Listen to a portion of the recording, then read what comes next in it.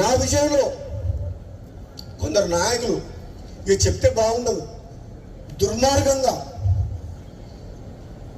ధర్మరాజులాగా ఉండాల్సిన జానారెడ్డి గారు కూడా మహాభారతంలో ధృతరాష్ట్రం పాత్ర పోషిస్తాడు. నాకైతే బాధ అనిపిస్తుంది. నాలాంటి వ్యక్తికి ఏదన్నా వస్తుంది అంటే 10 మందికి పనికొచ్చే మనిషిని 1000 మందిని కాపాడే వ్యక్తిని నాలాంటి వ్యక్తికి అడ్డం తగులుతుందంటే ఇక నేనేం చెప్పాలో నాకు అర్థమైతలేదు. అందుకని ఇంతకంటే ఎక్కువ చెప్పలేదు.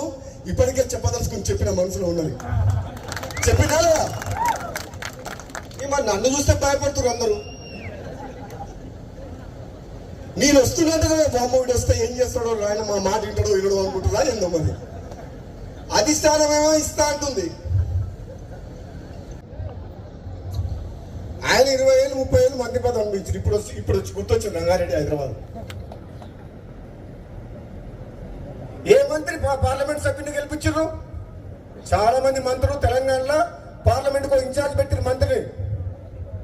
కానీ భువనగిరి పార్లమెంట్ కు మంత్రి ఇన్ఛార్జ్ రాలే, ఒక ఎమ్మెల్యేగా ఇన్ఛార్జ్ పెట్టింది కాంగ్రెస్ పార్టీ.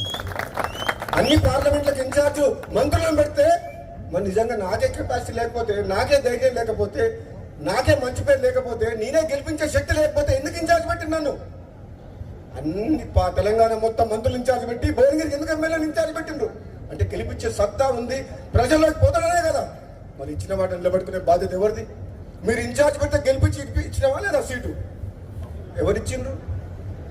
ఆదిలాబాద్ గెలిచిందా? మహబూబ్ నగర్ గెలిచిందా? సికింద్రాబాద్ గెలిచిందా? మల్కాజ్గిరి గెలిచిందా?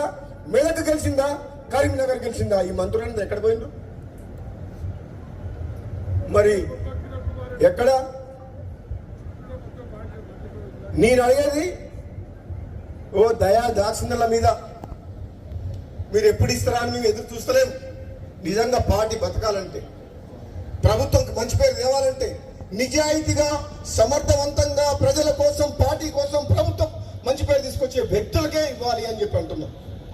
ఈ పైరవికారాన్ని పక్కన పెట్టాలి.